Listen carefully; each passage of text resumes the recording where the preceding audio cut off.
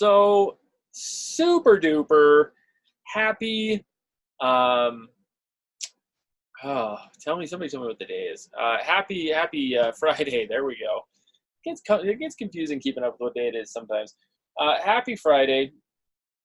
I would turn the video on here, but I feel like that's not a good idea. Um, as I got up a couple hours ago today, my hair was standing up. I kind of look like Frankenstein, a little bit. My hair standing up straight still at this point, and which I think is a good thing. I have to go to my daughter's school today because she's in first grade. She's 6 years old, and there's been a classmate that is causing trouble for her. Like hitting her and pushing her. Right? That's not okay. She told us about it last night, so I'm going to go talk to her teacher and, whatever else I got to do this morning. And I figure I'm just going to leave my hair standing up straight. If they think I'm crazy, I might get some more results out of this whole thing. Or they might just act quickly out of fear. I don't know. But I'll leave my hair standing up straight. But that's why I'm not turning the video on right now, because I do look like a crazy person. But all that being said, let's go. Let's see what's happening with these crazy markets. Who's coming with me? We have got some things to discuss. I want to hear your guys' thoughts. I want to hear your guys' questions and comments as always. Who was able to attend our goal setting webinar last night? Who was able to get to that? Anyone make it? Who was on with us? At this point, my brain is not so solid, so I can't remember who all was here. But okay, Patty. All right, Jim, you're there. Okay. So I posted the recording, so anybody that didn't get a chance to see it, you can watch the recording. Good, great, good. What do you guys think? Do you guys completely, now that we're in a safe space, we had a couple of unknowns in there. Traveling, Sharon. All right, good for you, good for you. Okay, saw the recording. What do we think, guys? I took a pretty opposite approach of I don't know, Tony Robbins, right? Write stuff down and internalize it. Now, keep in mind, I do that. Oh, good, very very good, Sharon. Very good. That's awesome. So I keep kind of bigger, longer term goals written down. I actually have a chalkboard in my office. Good, Tim. Good. Excellent. I have a chalkboard in my office that I have a bunch of colorful chalk, not chalk, but they're chalkboard markers. So no, that's a good question, Art. No, not real chalk, because that's just a mess, right? But they have these great chalkboard markers that look like chalk without all the mess. And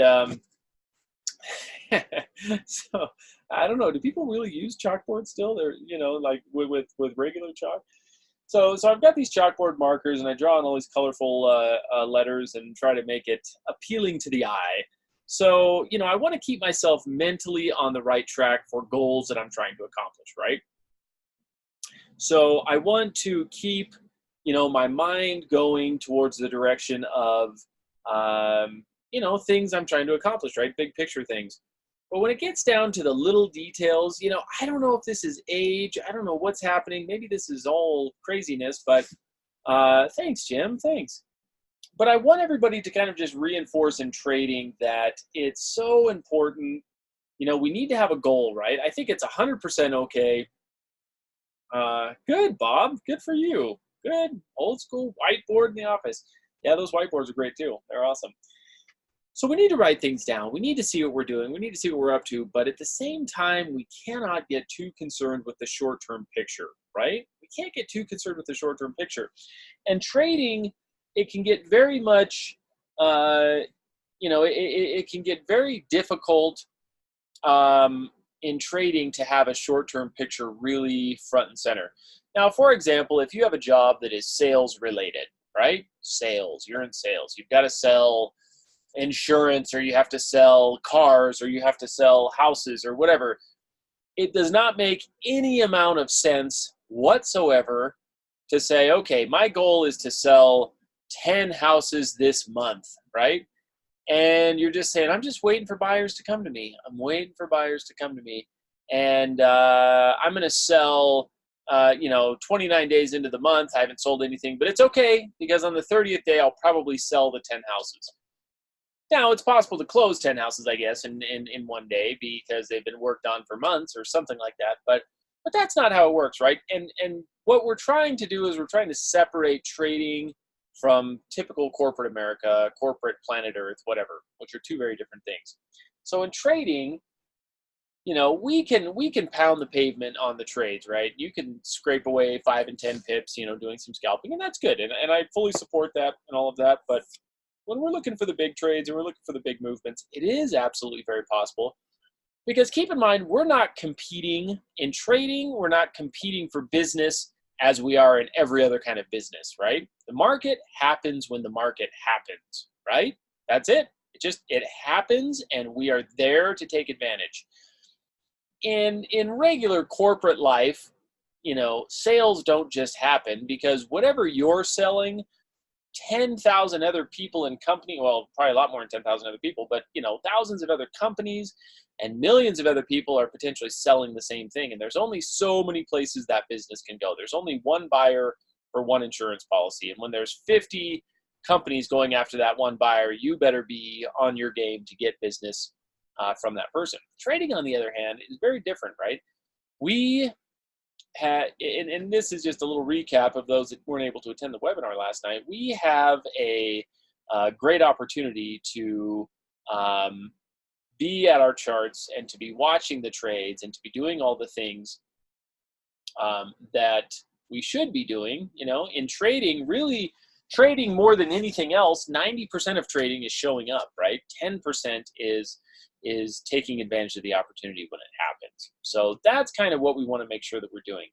I don't want anybody to feel like they've got to make 20 pips a day or $100 a day or $500 a week or whatever it turns out to be. I want you guys to just be here and be ready for whenever the moment is that those trades happen, right? Because it's very, very easy to, and those of you that have been with me in the group for long enough, you've seen that when the market is moving, when it's moving, we can kill it with very little effort, right? We can make hundreds and hundreds of pips with very, very little effort. We've had obviously an extended kind of slow run with things. Yes, there's some good scalps to be had out there and some very good short-term trades, but we have no long-term direction on really anything. And so that's kind of what I'm trying to reinforce because, I'm getting messages, people are kind of letting me know, they're growing antsy, right? And I sympathize with that 100%. And I also want to remind everybody that the market doesn't care if we're antsy or if we're impatient, if we're anything, because it will do what it's going to do when it's going to do it. And our job is to show up, to be here, and in the down times to learn more about our trade, right? Which, no pun intended, but to learn more about, our path here, learn more how to identify correlated markets and so on. I've seen, I've lived through 20 years of trading almost, and I've seen these kinds of slow things happen, and it's very, the market will break out in a violent, crazy, interesting way at some point, and I think, we're positioned nicely for everything to happen in our favor, but it is frustrating to wait and wait and wait, but that is absolutely trading. So that's kind of a little quick recap on the goal setting webinar. Patty, goals are good. I have trouble picking a chart and trying to figure out that chart. Too many trades for me to follow. Still scatterbrained, therefore don't look at any charts. I should get a whiteboard. Yeah, that is a good thing. Get a whiteboard.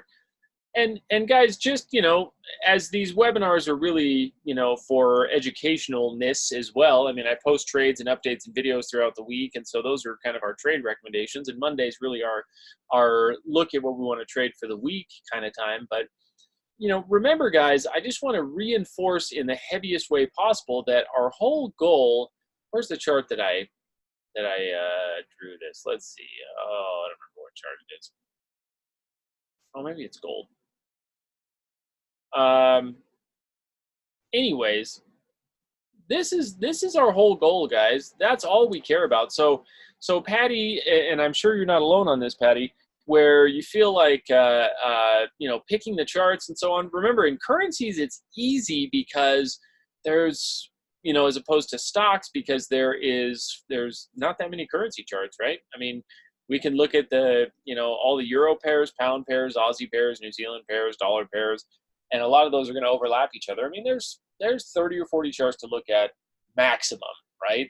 You know, in stocks there's like 7,000 US stocks alone. So that's tough. But currencies, we just have, you know, we have 30 or 40 charts to look at on the high end. And really most of the time it's more like 20 that we're ever going to even kind of focus on. And so as long as we can identify some amount of trend, where our targets are and where our key levels are, you can start picking charts apart like crazy. You can become an absolute expert in that area. So I want everybody to make sure that they know that. I would love for you guys to feel the desire and the ability, but not the pressure, right?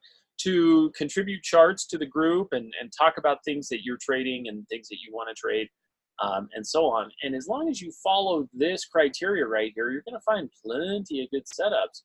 You just got to find out what those three elements are on every given chart. And it's just not that tough. And you could put in, you know, you could put in a fourth here and just say, you know, patterns, right? What kind of chart patterns do we have there as well? So we could throw, you know, number 4 in there, but otherwise, yeah, that's really all we need to be looking at on any of these charts. And that's what I'm looking at every time I post something for you guys. It's just trying to find these elements here. Okay, everybody feel okay about that? How's everyone? How's the crew today? The crew. I just read that Trader Joe's employees are called crew members. I feel like we should all be crew members. We crew members of the market. So good. All right. So here's what we're looking at. A couple of things I want to address. Thing number 1 is, you know, here we go with the dollar index making another run.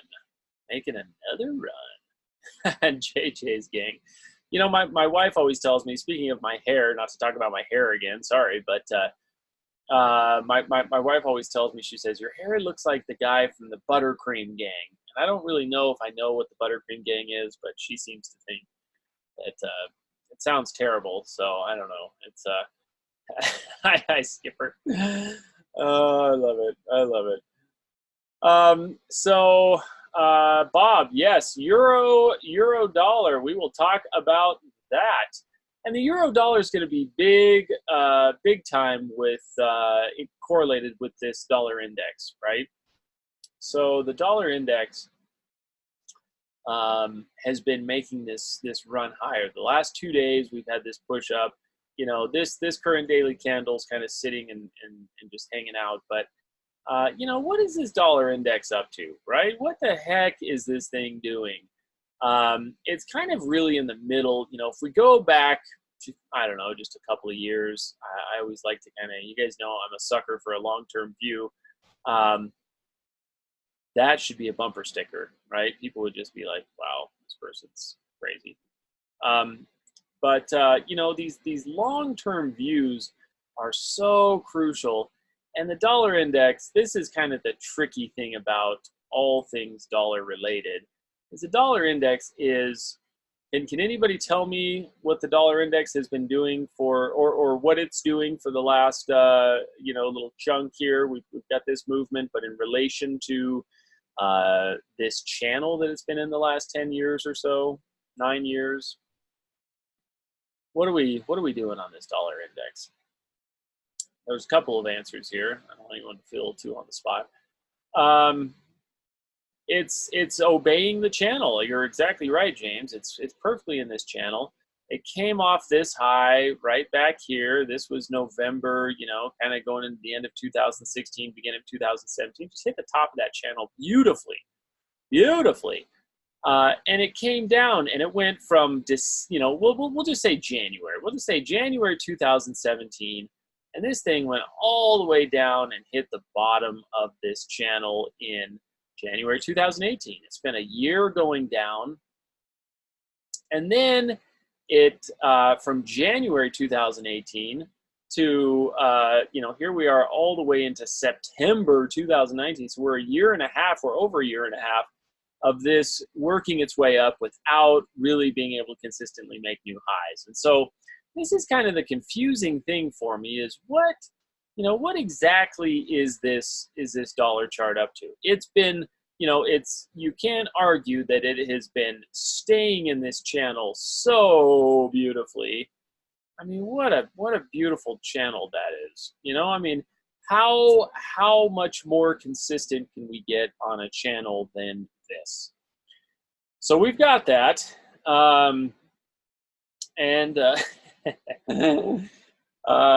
Jim, I see your posting of the buttercream gang picture. That's fantastic. I'm not sure which one I am there, but I'll have to look closer.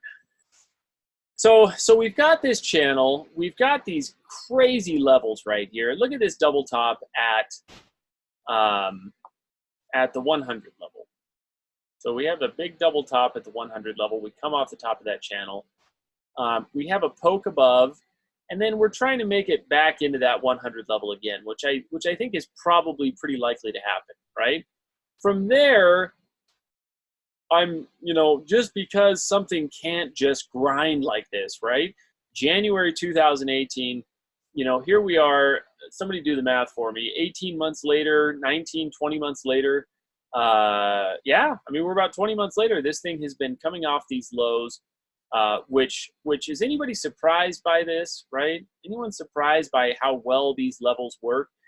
We hit that 2010 level back here, hit that nice and hard, which was the bottom of this well-established channel. The dollar index, when you come right down to it, is just obeying levels. Now, we could say, well, hey, if we're in the middle of this channel, and I don't like trading in the middle of channels. That's not a place that I think is happy for anybody. But when I say that we're trading in the middle of this channel, it would be very uncommon to have something like this happen, right? Where we have because at this rate, it's going to take the dollar index, another 2 years to get to the upper part of this channel. We're not going to have a 4-year movement higher, right? I guess it could happen, but it's so incredibly unlikely that it's ridiculous, right? So I think we're coming into major resistance levels on this dollar index that will hopefully give us some amount of turning here. So we've got this, and again, I'm on a long-term chart here. Hold on one second, guys. Hold on one second.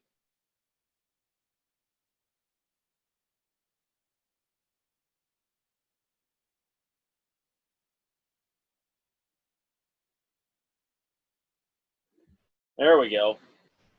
I have my heater on because it's cold this morning, but then I have a window open. I just drank a bunch of hot bone broth, and I'm sweating from the inside. So anyway, so we've got this whole area here. Time is a big deal in currencies. It's not such a big deal in anything else, right? But currencies, time is a big deal. Nothing stays strong or weak forever, even if the movement is minimal, right? And the movement has been fairly minimal, right? Dollar index from 20 months ago is up 1,000 pips, right? We're up 1,000 pips from 20 months ago. So what's more important, the 1,000 pip movement that we've made or the 20-month time frame? And it's a little bit of both. 1,000 pips, generally speaking, for most currency pairs is considered, on the mid to upper portion of movement we would expect out of anything. Number one. Number two, the 20-month situation here. Is my math off? Somebody help me out here. We'll just say we're 88 weeks into this movement. How much is 88 weeks? Okay, yeah. So anyway, we're right in the kind of 20th month area. So 1,000 pips, 20 months, the dollar index has been heading up. It's headed into a major psychological area here, which is the 100 level on the dollar index. So that's where we're headed, right there. Now, what kind of ridiculous, crazy pattern is this going to make? I mean, yes, we could say, double top, head, craziness down here, right shoulder, boom, right? I don't know. I don't think the dollar's going to crash like that, but at least get back down into these lows and potentially beyond that. So, that's kind of what I'm looking at. And so with this big rising channel in place, we've got to, we don't see that big of spaces from, kind of hit to hit, right? I mean, we are hitting something constantly. And the dollar index was a super mess right through here, right? We had kind of that 2 years of just total sidewaysness, but then it hit again, right? And hit. We're pretty consistent there. So I think what I see is a very, very, very likely scenario here for this dollar index is something like at least this, right? That obviously that big head and shoulders pattern is something. But I think probably a tap of that 100 level and then a move down into the channel low where we can then look for a big big decision point, right? We can say, okay, this is where we ready ourselves for the next leg of movement. Either this runs down to that channel and it's then headed into the 88s, or it's going to bounce off that channel and give us an official recharge for a bigger push into 104, which is what I would say, would be our next stopping point. So then our targets kind of become something like this and something like this on this dollar index. And I'm talking about this because we've got, we're looking at New Zealand dollar, we're looking at Aussie dollar, we've got Euro dollar trades and so on going. And so this is what I would see happen right here. This is where things need to go. I could be wrong. I will be the first to admit it.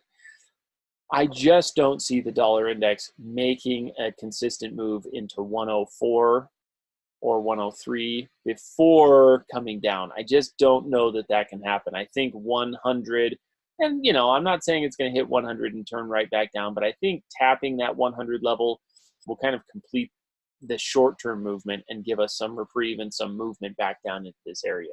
What do you guys think about that? In looking at this chart, does that make reasonable sense? Can anyone comment on that? Does everybody, don't just agree with me. I mean, do you guys agree? Do you not agree? I mean, how is this chart looking for everybody?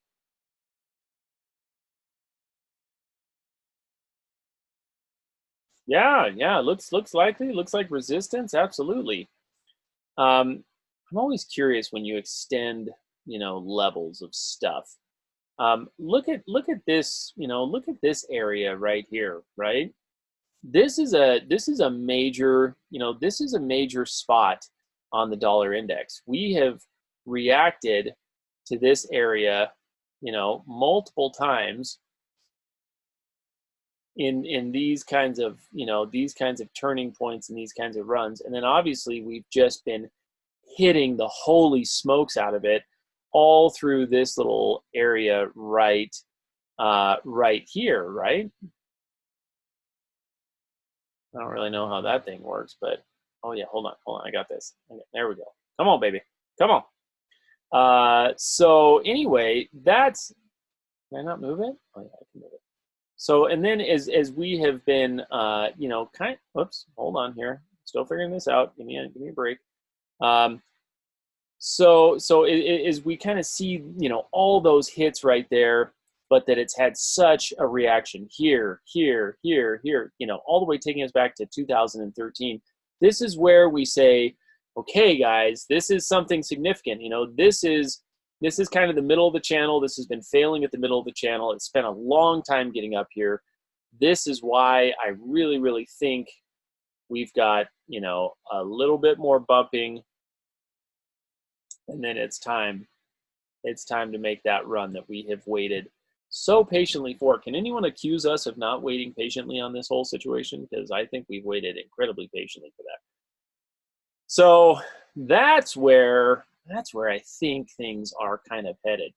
Given Euro USD, I'll vote for the coming move down. Yeah, Art, I'm with you on that one. I am with you.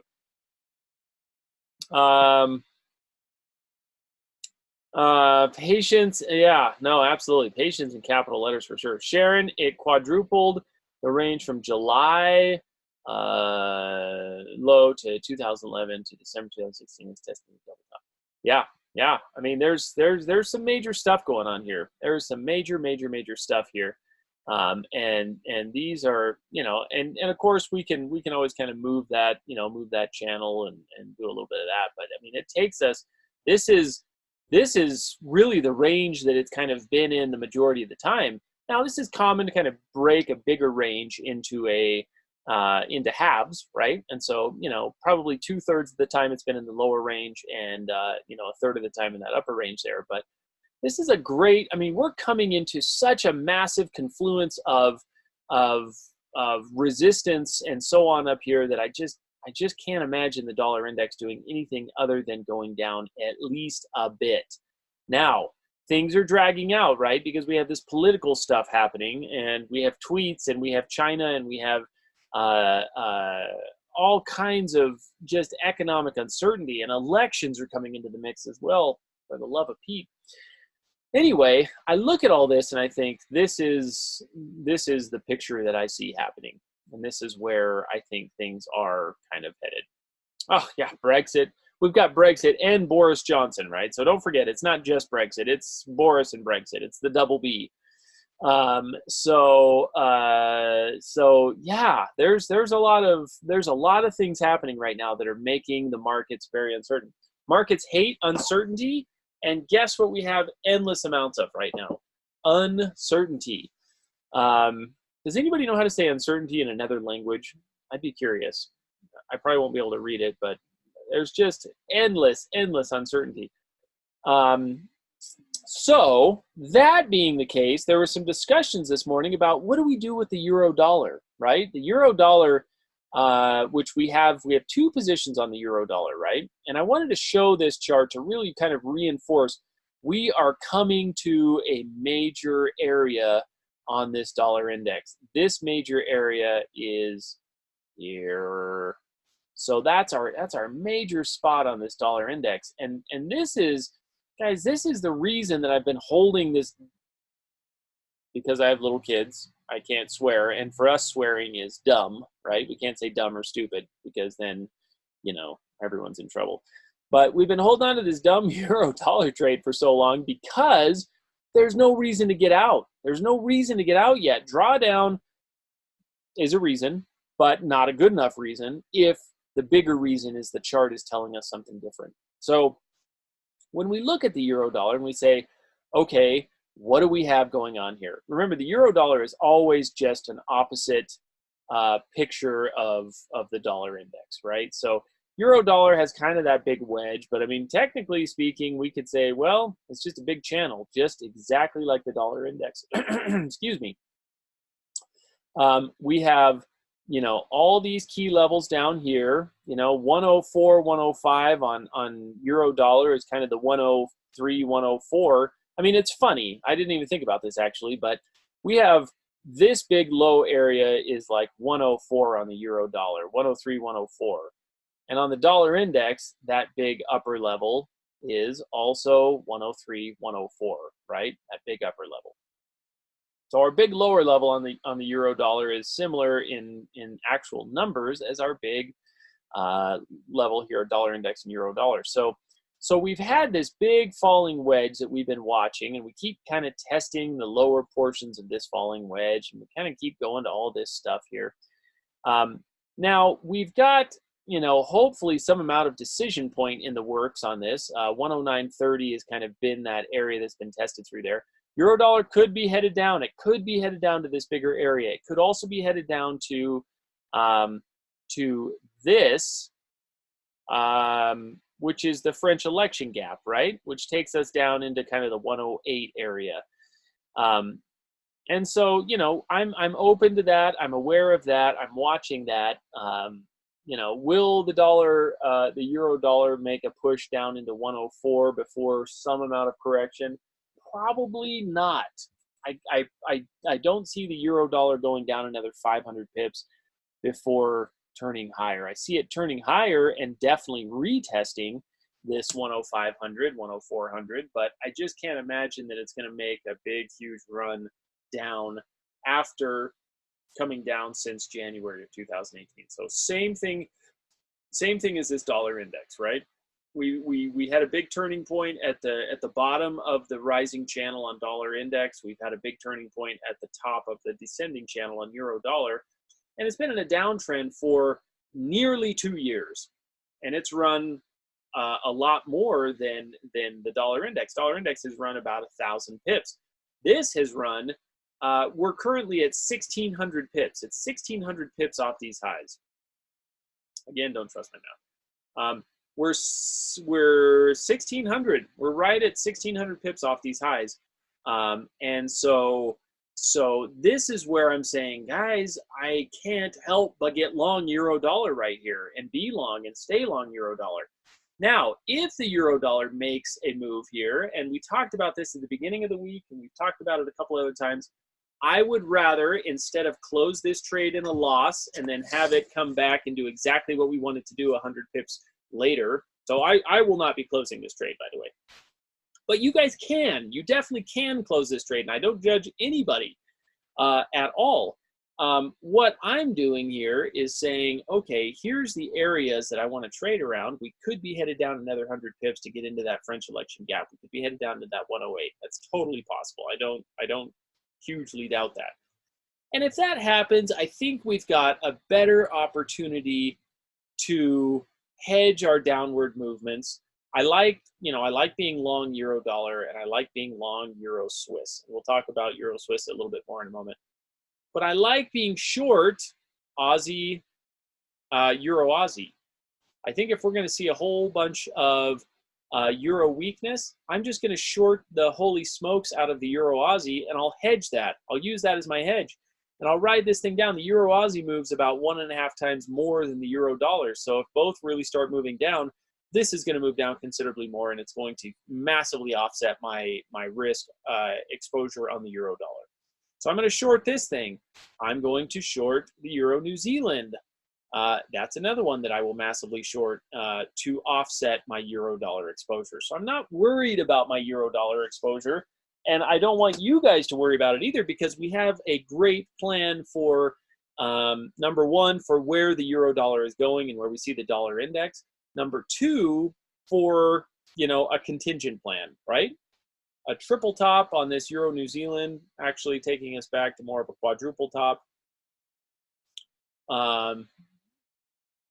So here's our loner top here, all by itself. It's hitting resistance. It's kind of alone. Nobody wants to hang out with him until the three friends come over here, and this thing starts making its way off that area. So as we talked about on Monday, what is the driver of a currency pair? The euro dollar the euro is not picking. It's not pushing any direction. And I honestly doubt that the euro is going to push any direction. I think New Zealand is going to be the pusher, and I think the US dollar is going to be the pusher, and I think the Australian dollar is going to be the pusher, and the euro will just the euro will almost just act as the counterparty, right? Okay, a currency's got to be paired up with another currency, so I'll be that other currency, right? Europe has this very neutral feel as far as everything goes. Yes, there are major fears, and I think Europe, as far as the U.S. going into recession, impossible for right now. Europe, there could be recession going there. There could be massive recession, and if there is, guys, if Europe actually has signs of big recessions, we'll sell the heck out of the euro New Zealand, and we'll make so much more money shorting euro New Zealand and shorting euro Aussie than we will being long, than money we'll lose being long euro dollar. Does that make sense? Is that, one thing I always have to ask myself is, do I have confirmation bias? And and I might. I could have just talked myself into this, but I feel like this is the plan that I want to follow. What do you guys think about this? I want to hear your honest thoughts. Somebody just say, you're nuts, or that sounds great, or here's something to consider that you haven't mentioned. What do you guys think? What does everybody think?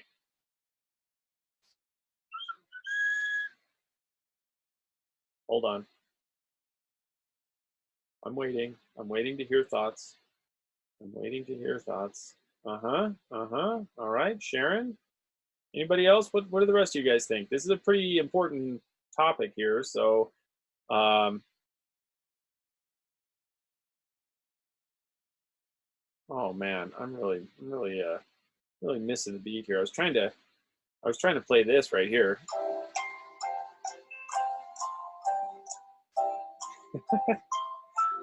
Oh, I think I'm so funny.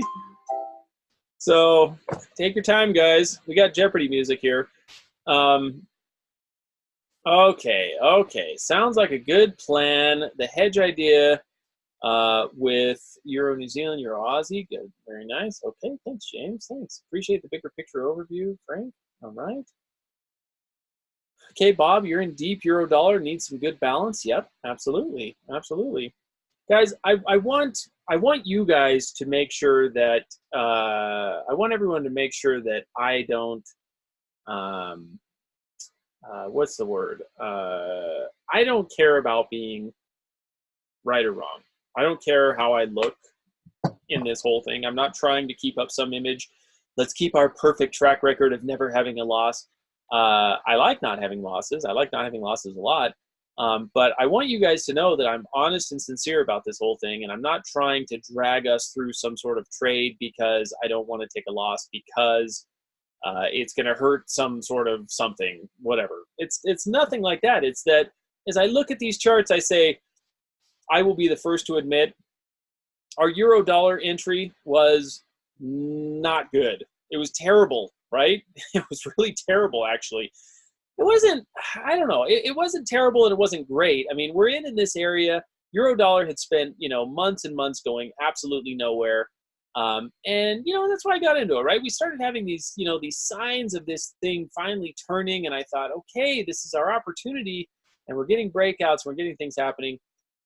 But I still got into this knowing we could see this go against us, and I had the dollar index and the bigger chart in mind. So sometimes things will make that bigger push down and really pound on those levels. This is always the plight of the trader, right? Which is do we enter, here and have this as a possibility as well as this is a possibility, or do we wait for trades and really get them to those extreme levels? I really like to wait for trades and get them to those extreme levels, but at the same time, sometimes we're going to take a trade that's at kind of that very good level, right? And not at that extreme level. And sometimes it's going to work great, and sometimes it's going to drag us through the mud like this one has. So that's kind of where I see things going. And Dennis, you're not far off. I think the European Union could have some stinkiness. There really could be some stuff there. Corey, that is the truth. We're never wrong. We just sometimes get in sooner. That's all. And honestly, with our scaling in and with starting small, we can actually afford to get into these trades sooner and let them run a little bit longer, right? So that's kind of that's what I see happening. That's how I see things going. Will the euro dollar go further against us? I would say that it's fairly likely at this point, right? We're close enough to this French election gap that we're probably going to see the euro dollar go further against us. That's just probably what's going to happen, sadly. And I'm sorry, but that's probably what we have coming. But if we can see those Aussie and New Zealand dollar pairs, really pick up, then we can just offset the heck out of that kind of movement, shorting Euro New Zealand, shorting Euro Aussie. Those will make us, if those trades even halfway work out, that's going to make us enough money that we could close our euro dollar and the other two positions overall in profit, right? But I don't even want to do that. I want to make money on those other trades just to kind of offset the things so that we're mentally okay. And I want to hold this euro dollar. I will hold this euro dollar until 10500 because I'm going to just use those other pairs to basically hedge and to make the bucks, right? And if this thing makes a major rundown, then I'll just buy the holy smokes out of it at 10500, right? I'll have closed out a massive amount of money um, on the other two pairs. And then we'll just kind of keep working this euro dollar. We'll just keep working the heck out of it. There you go. Record 5 months in a trade without a loss. There you go, Dennis.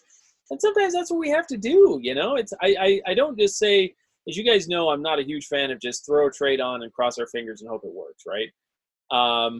But I want to make sure that we're not getting out of something just because we're in drawdown or just because we've been in it for too long, right? Who is to say what too long is or what too much drawdown is? Now, I don't want us to have drawdown pushing those high percentages that put our account in risk. And that's why we've got to make sure our money management's good. And if you're in the euro dollar and your money management was bad and you feel like you're in it too heavy, you can close part of your trade and take a partial loss to minimize that exposure, and then kind of carry on with the plan that we talked about, which is offsetting the exposure with some of the other euro pairs.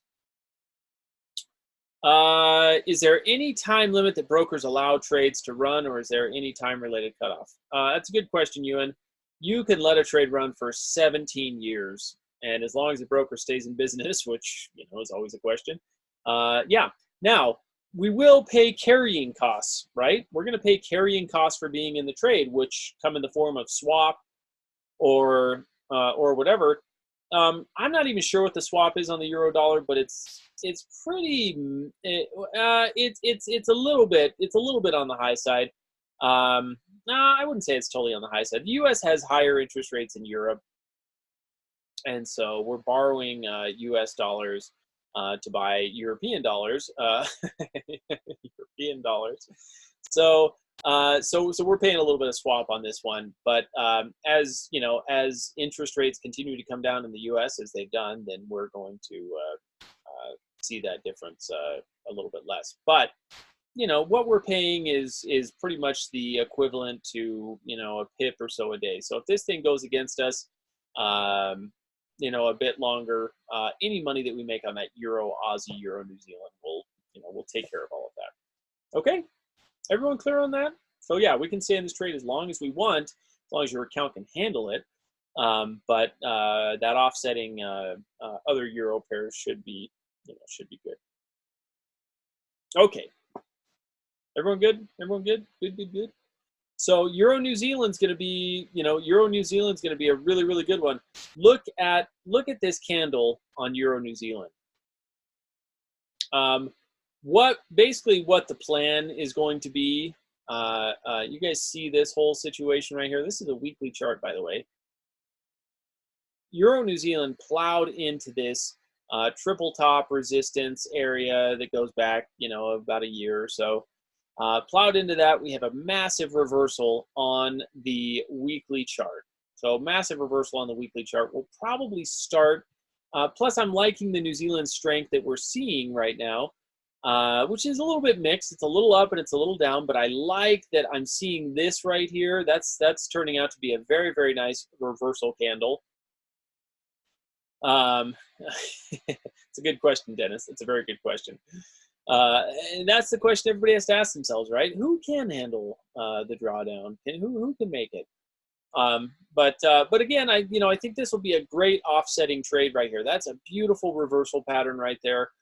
That's telling us this Euro New Zealand is probably ready to come off these resistance areas by a bunch, right? By a bunch.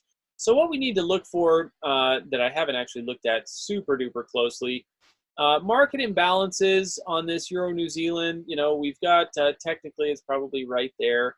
On Euro New Zealand, we've got this little beauty. This is down here at 172.00. We're right around 173.50. So, there's 150 pips that can hopefully, help the process. What I would rather do, and what I think we can hold on for and see, is a little bit of this. This is a nice little market imbalance. We have a couple of levels up here. I don't want to hold out for this and not take the trade because that doesn't get hit. That's a big market imbalance. That's a daily pivot, and that's a nice market imbalance right there as well. I think we can hold out for this guy, which is only, you know, not that much higher. You know, get up there 80, 100 pips, and then from there really start selling the holy moly out of this thing and take it down from there. So that's where I think our offsetting trade can come from on this Euro New Zealand. In fact, I'm going to put a pending order at 174.30, and we're going to start small on this one. You know, make sure that this can pick up a little bit of momentum, but we're going to have that euro dollar to kind of be the counterparty to this kind of a trade here. So it should be good. Should be good. So we'll do a little Euro New Zealand offsetting. Plus, there should be some good money to be made on that one. And then we'll let that euro dollar run a little bit longer. And I think the Euro New Zealand has a very, very, very, very, very, very excellent chance to run down into at least this area here, right? That's missed daily pivot, missed weekly pivot, market imbalance. So it's kind of a 171.80 to about a 172.50 area, kind of a 70 pip range right here that I think the Euro New Zealand can move down into. So if we just get to the high part of that, you know, a move from 174, we'll say 40. Again, I'm just not going to trust my math here. Let's just say we get in at 174.30. Get in 174.30, we write it down to the upper part of that range. So we get in at a conservative entry and we write it down to the very top of that. That's 175 pips that we can make. If it makes it down into that daily pivot, market imbalance, and so on, we're talking 250 pips. And I think that this will move. As you guys know, one of the reasons I don't trade the Euro New Zealand is because it moves too much. Well, in this case, moving too much could be pretty awesome, right? It could be super great for us. Now, we're going to start small because this thing might go from 174 to 175.50. It could go 100 pips against us and retest this upper area, and that's a possibility. But I think this is a good spot to start this Euro New Zealand and just trade the heck out of this thing and take it down. Okay, so that's the plan on Euro New Zealand. Any questions on that? What do you guys feel, think, smell, thoughts? You know, what are we talking? What are we talking here? Does that feel good for everybody? So we've got that Euro New Zealand, and then we've got this Euro Aussie, which is Euro Aussie is a little tougher. It's a little tiny bit tougher because I really want to get it up into this 164, and we're sitting at 161.50. But that's okay, man. That's okay, because we've got some nice little levels in some areas. We've got a daily pivot down here. Where it gets really interesting is kind of that big support. There's a little market imbalance kind of lurking. It kind of hit this market imbalance over here. We got a little one. Probably we could say it's probably kind of just peeking through this little area here about 160.50, and then of course we're gonna have 160 and 159.50 kind of be some important areas. But as we look at kind of the bigger-ist picture, there's a monthly pivot, a nice missed monthly pivot. I think we have a market imbalance down here. It's a little, I need to go back and do these. Bear with me, folks. Let's see what we have here.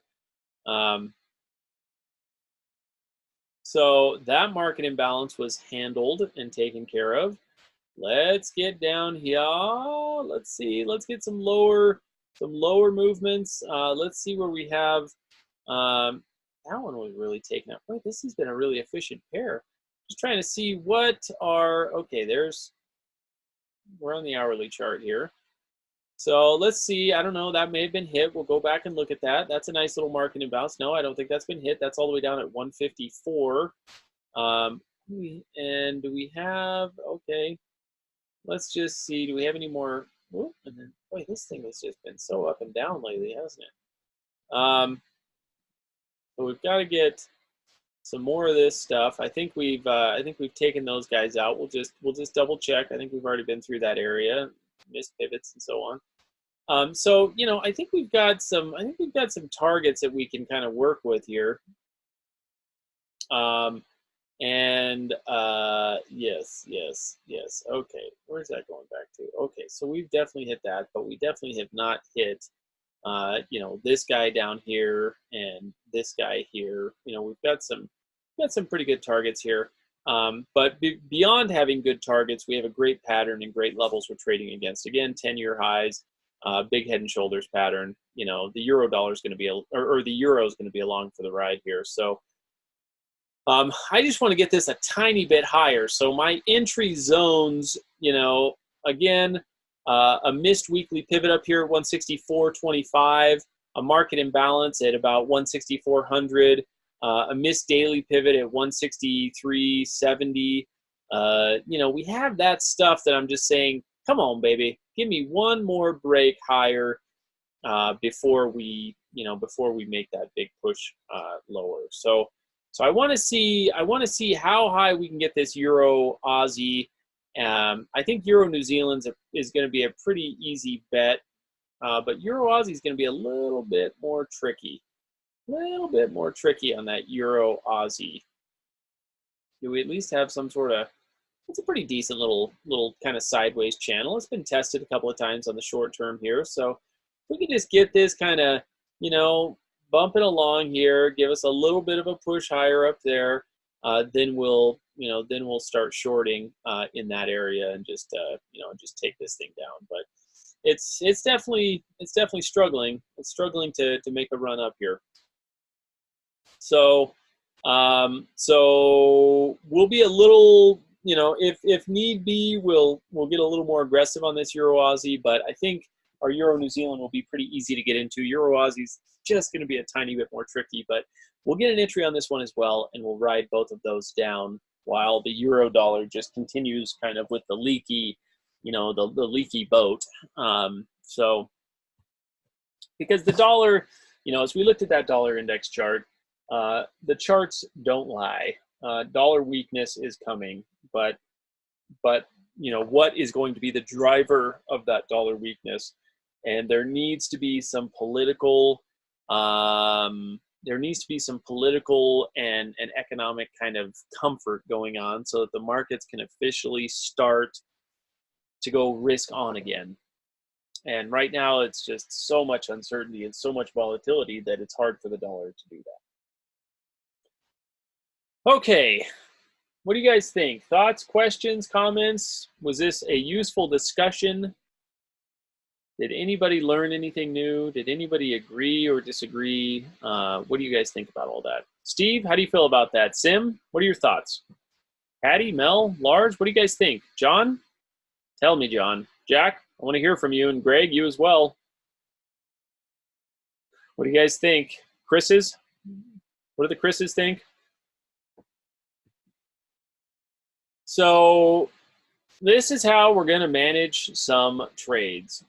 And, you know, guys, I want everybody to get away from the thought process of, you know, let's put a trade on and let's, you know, let's be very rigid about it. There are so many ways to work this situation. And when we just sit and look at the data, it tells us exactly what is going on, right? It's just we either don't look at that or we don't know how to look at that. And both of those are very easy fixes. That's why we have these webinars, so we can learn how to look at this data, and so that we can remember to look at the data, right? And just say, okay, here's what's going on. Maybe the euro dollar's headed down to 104. Maybe the euro dollar's headed to parity.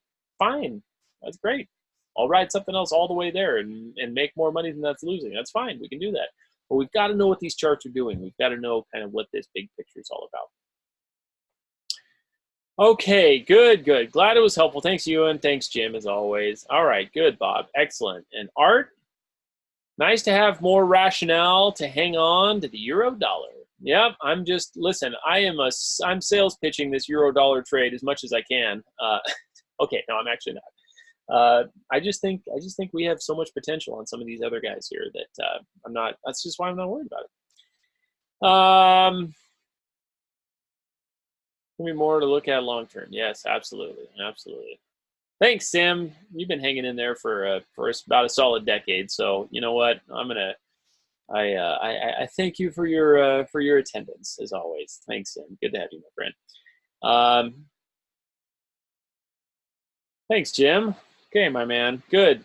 All right, guys. So if anybody, I don't want this to be, you know, any kind of, you know, don't rock the boat kind of situation. Rock the boat, guys. Tell me if you are totally in disagreement. Tell me if anything doesn't seem right. Let's talk about it. Let's talk about it like crazy. But that's what I see happening on those euro pairs. Monday, because I don't want to talk about the same thing today as we're going to talk about on Monday. Monday, we're going to talk about Aussie dollar pairs, New Zealand dollar pairs, and you know, where we see those going, as well as a couple of Swiss frankers. So we're going to look at those. We've got some good things to cover, but big focus on New Zealand and Aussie dollar pairs coming right up. Coming right up. Okay, guys, that's it for me. That's it for me. Thanks, James. Thank you.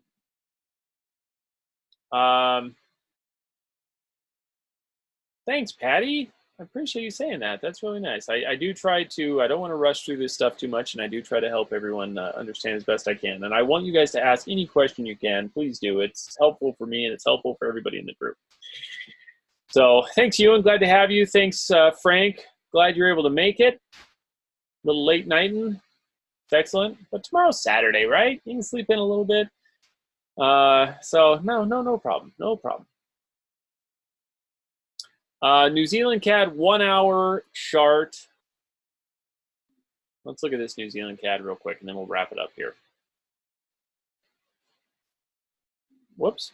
New Zealand chart. Yeah, that's a real nice hammer. That guy right there, that's beautiful. I love it. I love it. That's a great hammer. Come on, baby. Let's keep going. Let's. We're going to talk all about these New Zealand pairs. I've been reading a bunch of traders' thoughts, and everybody is split down the middle. New Zealand will continue to weaken. New Zealand's ready to strengthen. I don't know. But what I do know is that we have some interesting charts to trade, some super interesting charts to trade.